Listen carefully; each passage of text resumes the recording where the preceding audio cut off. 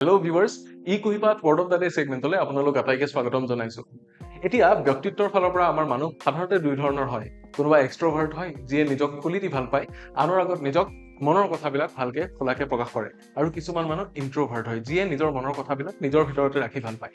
আকৌ কিছুমান মানুহ আছে যাৰ এই দুয়োটা কোৱালিটি আছে, যি আনৰ মাজত থাকিও ভাল পায়, কিন্তু নিজাববীয়াকৈ কিছু সময় অকলে কটাবও বিচাৰে। সেই মানুহখিনিক কি বুলি কয় জানেনে? হয়, সেই মানুহখিনিক কোৱা হয় ambivert. Yes, this is our word of the day.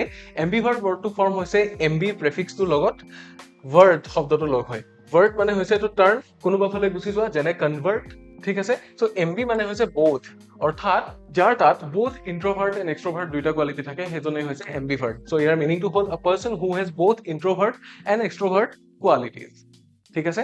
আৰু ইয়াক যদি আমি সেন্টেন্সত লগাও, তেতিয়াহ'লে সেন্টেন্সটো এনেকুৱা হ'ব, as an ambivert he enjoys social events and quiet solitude equally.